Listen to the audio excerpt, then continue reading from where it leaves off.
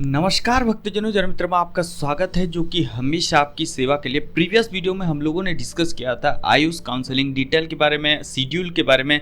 आज हम इस वीडियो में डिस्कस करने वाले हैं पूरे इन्फॉर्मेशन बुलेटिन जो है उसमें क्या नया नियम आया है, फी स्ट्रक्चर, बेसिक डिटेल और कौन सी केसेस में आपको जो है फी रिफंड नहीं मिलेगा और कौन सी केसेस में आप जो है फर्दर काउंसलिंग पार्टिसिपेट नहीं कर सकते और आपको जो है डिबार कर दिया जाएगा काउंसलिंग 2024-25 इसी सेशन में।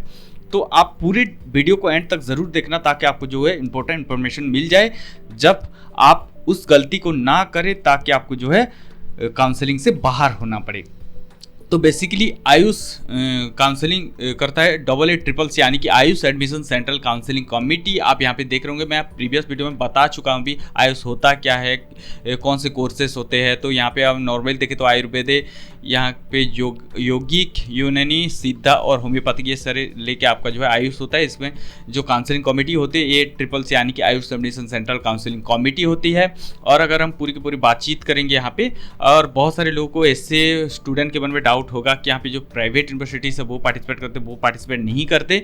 और बेसिकली आपको जो है इतना सारे कॉलेजेस देखने के लिए मिलेंगे। पहले government aided, central university, national institute, deemed university और बी फार्मा आयुर्वेदा की जामनगर में जो है वो 2024-25 में पार्टिसिपेट कर रहे हैं। अब अगर प्राइवेट यूनिवर्सिटीज़ की बात करें तो वो स्टेट काउंसलिंग के थ्रू आप जा सकते हैं 15%। और बाकी जो है काउंसलिंग कौन कौन से कॉलेजेस और कौन कौन से इंस्टीट्यूट के करवाता है जो है हमारे AACCC, उसके बारे में भी हम लोग इसमें डिस्कस करने वाले हैं। तो देख लेते हैं कौन कौन से यूनिवर्सिटीज़ इसमें पार्टिसिपेट करते हैं। अब हम अगर फी स्ट्रक्चर की बात करें, यानी कि आपका जो है काउंसलिंग फ़ी, जिसमें आपका एक लगते हैं रजिस्ट्रेशन, एक लगता है सिक्योरिटी अमाउंट। तो आप अगर हम गवर्नमेंट कॉलेजेस की बात करें, गवर्नमेंट एडेड, नेशनल इंस्टीट्यूट और सेंट्रल यूनिवर्सिटीज़ की, तो आपको on reserve, EWS, OBC, non creamy layer, इसमें आपको 1000 रुपये की जो है फीस लगते हैं। रजिस्ट्रेशन की SC ST PWD कैटेगरी के लिए 500 रुपये और हर डीम्ड यूनिवर्सिटीज़ के लिए आपको लगेंगे 5000 रुपये। अगर हम बातचीत करें सिक्योरिटी मनी की, तो आपको ऑल कैटेगरी जो government college, government aided college, central university, national institute, उसमें 20,000 आपके लगेंगे सिक्योरिटी अमाउंट। और डीम्ड यूनिवर्सिटी के लिए हर कैटेगरी के लिए आपको 50,000 रुपये पे करना पड़ेगा। अगर मोटा मोटी देखें तो अगर 1000 और 20 मिला के आपको 21,000 आपको पे करने पड़ेंगे फॉर गवर्नमेंट एडेड इंस्टीट्यूट। और अगर डीम्ड यूनिवर्सिटीज़ की बात करें तो आपको 55,000 रुपये पे करना पड़ेगा। और अगर SC ST कैटेगरी की बात करें तो 20,500 और डीम्ड यूनिवर्सिटीज़ की नॉर्मली 55,000। ठीक है, तो आप यहाँ पे फी स्ट्रक्चर देख सकते हैं। अगर हम बात करें यूनिवर्सिटी पार्टिसिपेशन की तो 15% ऑल इंडिया कोटा UG जो आपका आयुर्वेदा, BMS, सिद्धा, यूनानी और होम्योपैथिक सीट्स गवर्नमेंट और गवर्नमेंट एडेड इंस्टीट्यूट, स्टेट्स और यूनियन टेरिटरीज़ की 15% सीट जो है AACCC से भराई जाती है। 100% BMS सीट्स BHU जो कि वाराणसी में है उत्तर प्रदेश, उसका जो 100% सीट BMS कोर्सेज की वो भराया जाता है AACCC में। उसके बाद BMS जामनगर गुजरात जो एक्सेप्ट नॉमिनेटेड सीट, उसका भी 100% जो है भराया जाता है AACCC के द्वारा। अगर हम बातचीत करें BMS NIA, national institute of Ayurveda, Jaipur, Rajasthan, तो यहाँ पे भी 100% seat national institute of Ayurveda BMS Panchkula, 100% BHMS seats NIS Kolkata, 100% UG जितने भी सारे कोर्सेज डीम्ड यूनिवर्सिटीज़ के सारे जो है आपका 100% सीट्स AACCC से भराया जाता है। BSMS चेन्नई जो कि सिद्धा है, उसके बाद 15% BMS गोवा, उसके बाद 50% BOMS अलीगढ़ मुस्लिम यूनिवर्सिटी, बाकी जो है इंटरनल कोटा वगैरह रहता है उसमें 50% फिलअप किया जाता है। उसके बाद अगर हम बातचीत करें मेघालय की BMS BHMS कोर्सेज की, तो मेघालय का जो है फिलअप किया जाता है 50%। ऑल इंडिया कोटा के बेसिस पे बी फार्मा जो कि मैंने पहले बताया हुआ है आयुर्वेदा का, जामनगर गुजरात का जो है जितने भी सारी सीटें होती है वो भराया जाता है AACCC के द्वारा। तो ये था पूरे के पूरे यूनिवर्सिटीज़ के लिस्ट जिसमें आपका जो है सीटें भराई जाती है। अगर हम बातचीत करें राउंड्स की, ठीक है, मैंने फी स्ट्रक्चर बता दिया। अगर राउंड्स की बातचीत करें तो पूरा का पूरा मैं आपको यहाँ पे बताने वाला हूँ ताकि आपको जो है पूरे क्लियर नॉलेज हो जाए। अगर हम बात करें तो आपको नॉर्मली इसी साइट पे जाके रजिस्ट्रेशन करना पड़ेगा, AA.CCC.gov.in पे जाके आपको रजिस्ट्रेशन करना पड़ेगा, जो कि शुरू हो गया है 28 तारीख से और आपका सीट मैट्रिक्स निकल गया था 27 को। ठीक है, तो अप्रोक्सीमेटली आप वहाँ पे जाके सीट मैट्रिक्स देख के आप जो है चॉइस फिलिंग भर सकते हो। उसके रिलेटेड वीडियो हम लोग नेक्स्ट में डिस्कस करेंगे, लेकिन उसके बारे में बातचीत करेंगे। राउंड 1 जब स्टार्ट होगा, आपका रजिस्ट्रेशन प्रोसेस चालू हो गया है, पेमेंट कर लेंगे, उसके बाद चॉइस फिलिंग आपको करना पड़ेगा आफ्टर द फी पेमेंट, यानी कि सिक्योरिटी अमाउंट 20,000 रुपीज़ देने पड़ेंगे हमारे नॉर्मल कॉलेजेस जैसे कि government aided, central university, national institute के लिए, और डीम्ड यूनिवर्सिटी के लिए 50,000 रुपीज़ पे करना पड़ेगा। और पूरे के पूरे अमाउंट आपको 55,000 कंसीडरिंग रजिस्ट्रेशन, और उसके लिए 21,000 गवर्नमेंट कॉलेज और आपका जो नेशनल इंस्टीट्यूट के लिए लगेगा। आप मान लीजिए कि रजिस्ट्रेशन कर देते, उसके बाद का जो प्रोसेस है राउंड 1 सीट अलॉटेड होगा। ठीक है, अभी ये 2 केसेस हो सकते हैं, एक आपको सीट नहीं मिल सकता है और एक मिल सकता है। ठीक है, अगर मिल जाता है तो आप फ्री एग्जिट ले सकते हैं। ठीक है, आप एग्जिट ले सकते हैं, आप कॉलेज को रिपोर्ट करना ज़रूरत नहीं है। लेकिन और एक रूल इसमें बाकी है, मैं बताने वाला हूँ। अब अगर आपको कॉलेज मिलता है, ज्वाइन कर लेते हैं इंस्टीट्यूट, तो आप जो है अपग्रेडेशन फॉर राउंड 2 के लिए जा सकते हैं। यहाँ तक क्लियर है। अब और एक नियम नया लागू किया गया, जैसे कि if does not want to continue the course avail free exit till the announcement of round 2 final. ये पिछले साल नहीं था, अभी लगाया गया है। आप रिपोर्ट नहीं करके जो है आराम से फ्री एग्जिट ले सकते हैं। लेकिन अगर आप कॉलेज अलॉटेड हुआ है और आप कंटिन्यू नहीं करना चाहते हैं, तो टिल राउंड 2 के फाइनल रिजल्ट निकलने से पहले आपको जो है वहाँ से फ्री एग्जिट मिल सकता है और आपका जो है फ़ी यानी कि रिफंड हो सकता है। यहाँ तक 2 केसेस में रिफंड हो सकता है। अगर मान लीजिए कि आपको सीटें नहीं मिलती है, तो आप जो है round 2, round 3 stray vacancy round के लिए पार्टिसिपेट कर सकते हैं। तो यहाँ पे आपको अगेन जाना पड़ेगा राउंड 2 के लिए। तो राउंड 2 में अगर आप जो अपग्रेडेशन करते हैं और जिनको सीट नहीं मिला है, दोनों पार्टिसिपेट कर सकते हैं। लेकिन जो अपग्रेडेशन किया होगा उसको चॉइस फिलिंग नहीं करना पड़ेगा। लेकिन जिनको सीट नहीं मिला है उसको क्या करना पड़ेगा, चॉइस फिलिंग अगेन करना पड़ेगा। राउंड 1 कैंडिडेट को रजिस्टर नहीं करना पड़ेगा। अगर कोई नया रजिस्टर करना चाहता है तो राउंड 2 में रजिस्ट्रेशन कर सकता है। उसके बाद अगर हम बात करें चॉइस फिलिंग अगेन करना पड़ेगा, तो यहाँ पे मान लीजिए कि आपको अगेन राउंड 2 के सीट अलॉटेड होते हैं।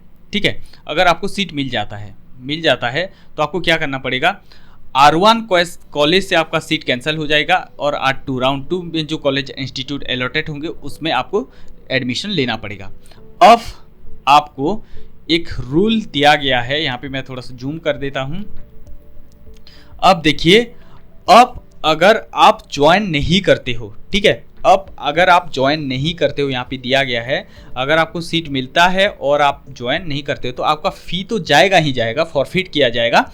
अगर if withdrawn with forfeiture 3 days prior to commencement of R3 can participate in round 3 और stray vacancy by paying complete fee again as per the eligibility criteria of that round. अगर आप इसमें admission नहीं लेते हो तो आपका जो फी फॉरफिट किया जाएगा और आप अगेन राउंड 3 में नया रजिस्ट्रेशन कर सकते हैं, नया पैसा देके पार्टिसिपेट कर सकते, जो कि काउंसलिंग का पैसा जितना 20,000 फॉर नॉर्मल यानी कि गवर्नमेंट और अपने गवर्नमेंट एडेड इंस्टीट्यूट और डीम्ड यूनिवर्सिटी के लिए 50,000, ये याद रख लीजिए। और दूसरा केसेस बताता हूँ, if withdrawn with in forfeiture between the period of 3 days before the commencement of the till the date of the round 3 final result will be eligible for state counseling but ineligible for central। अगर आप 3 दिन से पहले लेते हो तो आपका जो है फी विड्रॉ किया जाएगा रिजल्ट कमेंसमेंट करने के पहले और रिजल्ट कमेंसमेंट करने के फाइनल डेट तक। अगर इस बीच में आप जो है 3 days पहले जो है अगर लेते हो विड्रॉ, तो आपको जो है स्टेट काउंसिलिंग में पार्टिसिपेट करने के लिए दिया जाएगा, बट आपको जो है सेंट्रल काउंसिलिंग में नहीं अलाउ किया जाएगा। ठीक है, इस बात को समझ लेना। ठीक है, थोड़ा सा कंफ्यूज मत होना। अगर आप राउंड 3 के रिजल्ट निकलने के जो डेट्स है और आपका जो है राउंड 3 के कमेंसमेंट होने की जो डेट है उसके बीच में 3 दिन से पहले अगर आप लेते हो तो आपको स्टेट काउंसिलिंग में पार्टिसिपेट करने दिया जाएगा और आपको इसमें सेंट्रल में पार्टिसिपेट करने नहीं दिया जाएगा। देन अगेन केसेस आता है, अगर राउंड 2 अलॉटेड सीट विथड्रॉ कर लेते हो तो आफ्टर द रिजल्ट कमेंसमेंट, मतलब रिजल्ट निकलता है राउंड 3 के और आप जो है सीट छोड़ते हो, तो आपको क्या किया जाएगा, both central, state, union territory किसी में भी आपको पार्टिसिपेट करने के लिए नहीं दिया जाएगा। ठीक है, ये बात को थोड़ा सा ध्यान में रखते हुए चलना। तो ये था अगर आप फॉरफिट करते हो। अगर आप ज्वाइन करते तो अगेन फर्दर आप विलिंगनेस फिल अप करो और आप जाके फर्दर अपग्रेडेशन जा सकते हैं। ठीक है, अब चलते हैं, अगर आपको सीट नहीं मिला तो क्या करेंगे। राउंड 2 में आपको सीट नहीं मिला तो आपको क्या करेंगे। राउंड 2 में अगर आपको सीट नहीं मिलता है तो आपको यहाँ पे दिया है not if not allotted participate in round 3 stay vacancy round. Eligibility criteria के अनुसार आपको जो है राउंड 3 स्टे वैकेंसी राउंड में पार्टिसिपेट करने के लिए दिया जाएगा।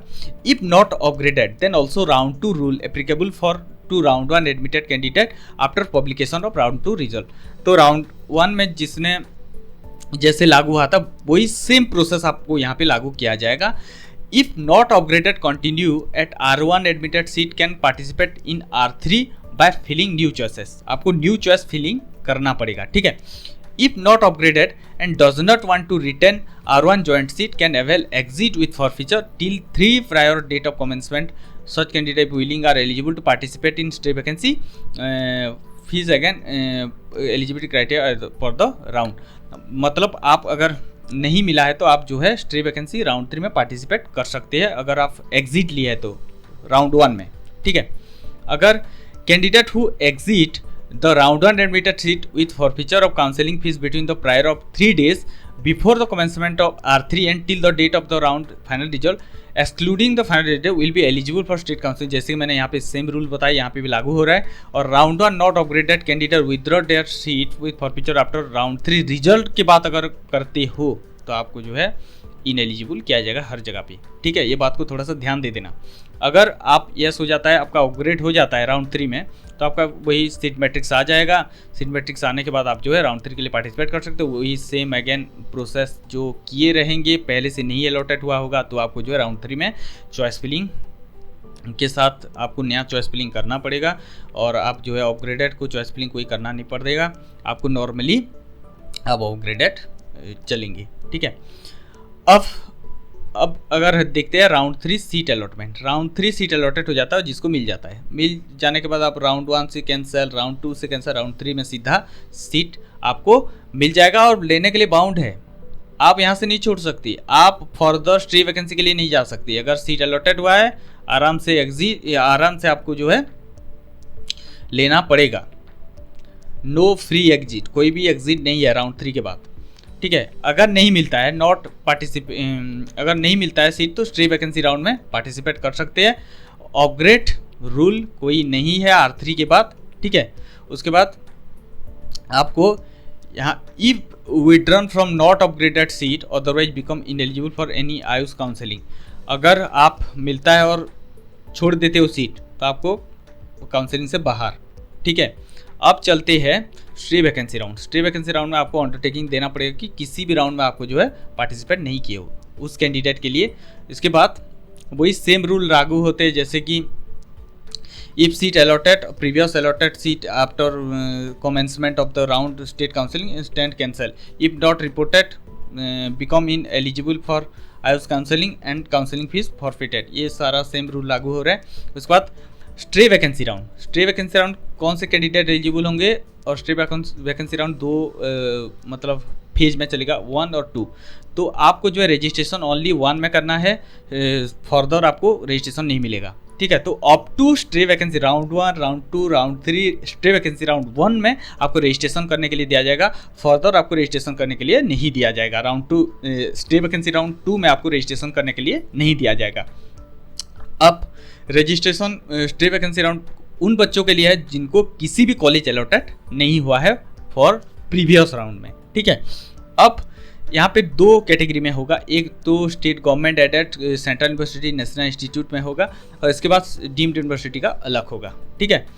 तो अब चॉइस फिलिंग करना पड़ेगा, चॉइस फिलिंग वंस करना पड़ेगा और बाकी आप सेकंड में नहीं कर सकते। चॉइस फिलिंग रजिस्ट्रेशन वंस करना पड़ेगा स्टे वैकेंसी राउंड में। अगर आपको कॉलेज अलॉटेड होता है तो आपको मोस्ट ज्वाइन करना पड़ेगा, अदरवाइज आपको काउंसलिंग से बाहर कर दिया जाएगा। और अगर आपको नहीं मिलता है सीट तो आपको फर्दर स्टे वैकेंसी राउंड 2 के लिए वेट करना पड़ेगा और ऑडिशन होने के बाद आपको जो है सीट अलॉटेड होता है तो आपको जो है अगर सीट मिल जाता है तो आप लेना अनिवार्य है, अगर नहीं मिलता है तो आप स्टेट काउंसलिंग में पार्टिसिपेट कर सकते हो। ये था पूरे के पूरे आपका काउंसलिंग का प्रोसेस आयुष, ठीक है। अब हम चलो बात कर लेते हैं कौन कौन से यूनिवर्सिटीज़ पार्टिसिपेट कर रहे हैं। तो पूरे के पूरी डिटेल मैंने बता दिया।